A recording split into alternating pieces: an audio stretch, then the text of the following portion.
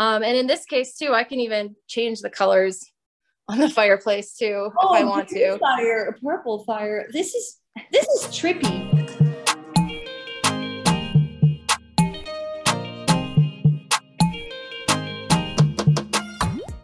Hello and welcome to the Handy Women YouTube channel. I am your host, Geraldine Anello. I'm the founder of the Handy Women community, which you can find at the link below. We've got over 55,000 handy women doing their own handiwork, learning, being inspired and everything.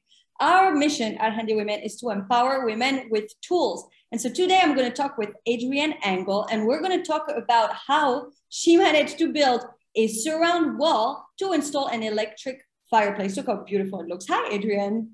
Hi, Geraldine. How's it going? I am so excited. Look at this beautiful wall in the back. It is hard to imagine that at some point there was no fireplace there.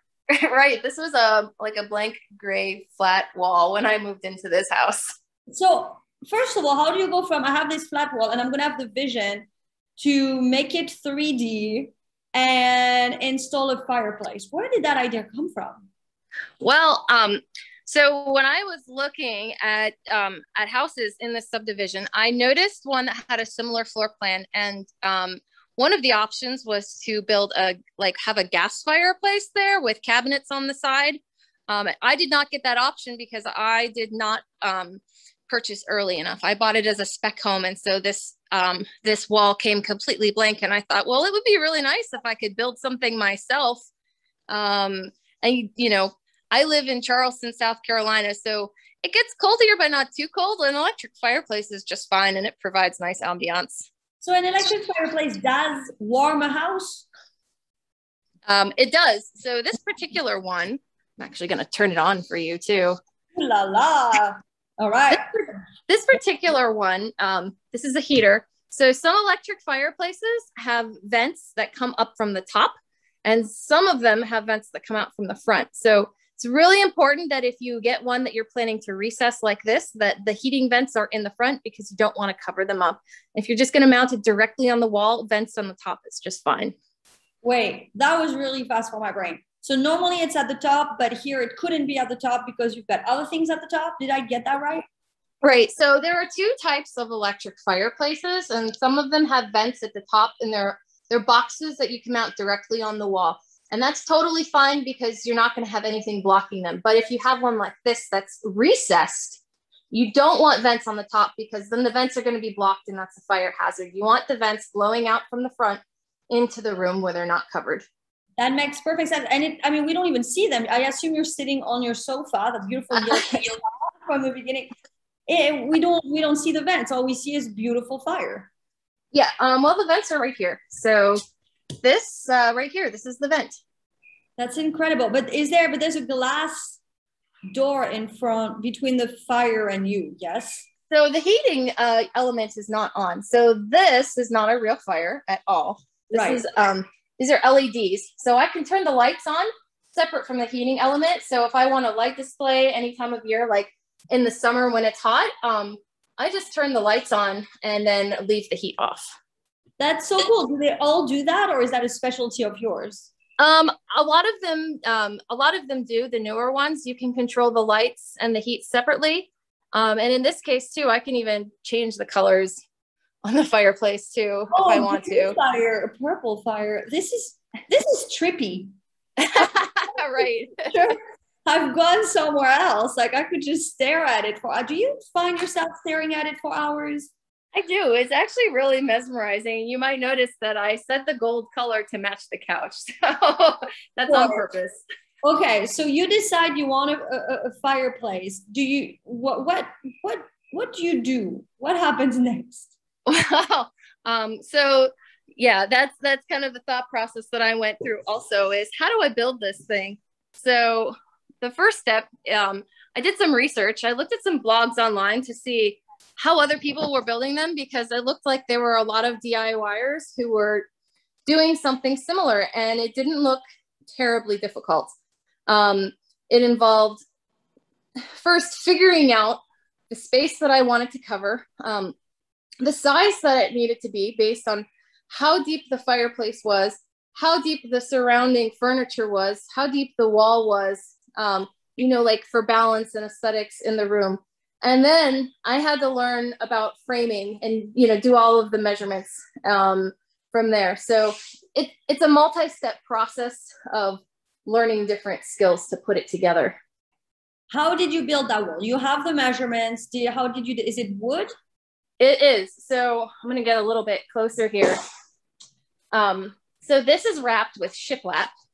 Okay. And this seemed like the easiest options of the ones that I looked at. There are some other ways that this could be done. It could be covered with sheetrock and drywall. Some people put the sheetrock up and then they tile it. Some people do shiplap. I thought that shiplap was the easiest, and I already had some shiplap accents in the house. So this made the most design sense, but it was also easy to execute because shiplap is wood, so you can nail it directly to the framing without worrying about dealing with like sheetrock or mud or anything that's like messy. Did you build it separately? Like, is it a big structure that you do, say, in your yard and then you bring in and attach to the existing wall? Or is it something that you build up directly on the wall? Ah, that's a good question. So I built it in pieces in the living room, and then I attached those pieces to the wall. And something else that some of my my construction-minded friends had asked me was why I had decided to split it up in the pieces that I did. And the reason is I have 9 feet tall walls, but I can only fit 8-foot boards in my car. So, right. So if I had a truck, I probably would have gotten 10-foot boards and then just cut them down, but I didn't. So the side units are actually built in 2 boxes. And then I built the framing in separate pieces. So there's a bottom section that goes around the fireplace there. And then there's a framing section on the top that has the vertical studs and then the horizontal supports running through it. Where are the studs? So the studs, so there are 2 sets of studs. So the studs, there are studs that run through the walls of the structure that the house came with, right? So the first thing to do is to attach horizontal boards and attach them to your wall studs, because that's how this gets anchored in. So those are your horizontal studs. And then wait, I'm confused. How can the horizontal studs and your wood match when they're not on top of the wall? Because you have the side wood. Right. So imagine that this is a blank wall, right? Yes. I go through with my stud finder and I find the existing studs that are in my wall. Yes. And then I take some horizontal boards and I run them across. So now I have a horizontal system to anchor my side walls to. And then I attach my front walls to the side walls. And so that's how everything is attached. That sounds like a lot. That sounds really involved. Is that hard? Is that as hard as it sounds like? You know, it was a little bit intimidating at first, but once I sat down and really thought through it and I drew up all of the plans and I made a plan and executed against it, it was actually very simple when broken down into like bite-sized steps. So I said, okay, what are the pieces that I need to put something like this together? And then what are the steps that I need to go through to build them? And so the first step was finding my studs and putting the horizontal supports on my wall. And then the second step was adding the side supports. And then the third step was building out the front piece. This is going a whole other way that I would have thought. I would have thought maybe building the front as one piece and putting first the side ones and then putting the whole front and kind of like Legos. And I would have been so wrong. Well, this thing technically doesn't have a back to it, right? So that's why I didn't build it that way. If you think about it, it's got 2 side walls and a front wall, and those are anchored to the horizontal studs in the back. So that's why we didn't build it in like a box and attach it that way. It uses less wood and it allows me to anchor it directly into my studs without it toppling over. So it's very secure. I actually have a picture of myself standing on it to test the integrity. That's a dangerous test if it fails. Yeah, but wood is a really strong material to work with. And if the framing is done right, like it should be able to support my weight. So What did you write down in your plan? You mentioned you had to write down a plan. What's on the plan like that? So on a plan like that, what I do, and look, for any of my projects, I always start by like, I draft everything on paper and then I write down a simple like numbered step system so that I don't get overwhelmed and so that I can do things piece by piece. So step one for me was finding the studs, and I actually drew the design out on the wall.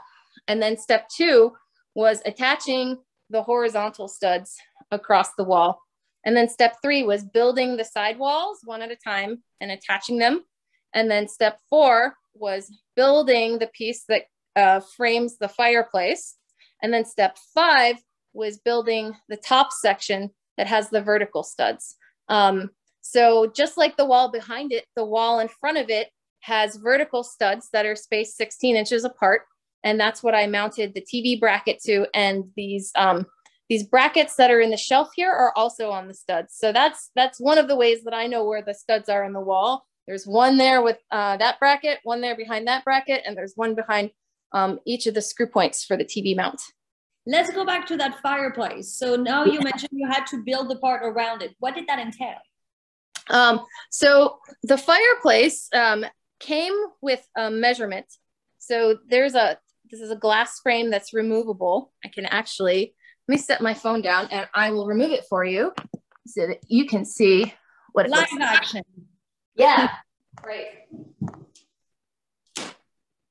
Ooh. Oh, you know what? I might have actually screwed it back in. So there we go. Wow. So that's really big. Seeing you next to it, just looking without you, it looked like a decent size, but next, you seem really small next to it. Right. It's a fairly good size here. So these are just little like acrylic crystals here, but you can see this is the hole where this fireplace fits in.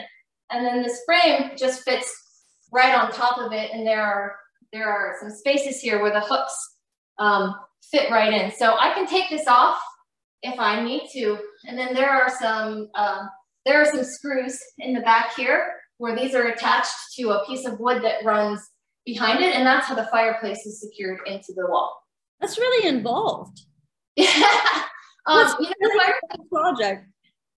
Yeah, the fireplace actually came with instructions that were helpful. It said if you're recessing it, these are the measurements of the fireplace, and you can have your opening be anywhere within these dimensions. So you can see this is where I cut the shiplap. I didn't have to be exact with it because the frame was going to cover it and hide all of this. How did you cut it? And when did you? So for the short cuts, I use a miter saw, and for the long cuts, you can use a table saw if you have one, but I haven't purchased one yet, so I just went across with a jigsaw. Okay. And you did that when the wall was already built, or you did that beforehand? So the frame was already built, and then the shiplap was cut as the pieces were put up. So I came down with my shiplap, and I measured the opening and marked where the cuts needed to be. I cut it in the garage, and then I came up here and nailed it. So now that whole thing was installed, what came next? The crystals and then the door? Yeah. I mean, this is the decorative part. This goes in last, but I did do, while I was building the frame, I did do a test fit with the fireplace to make sure that the opening would accommodate it.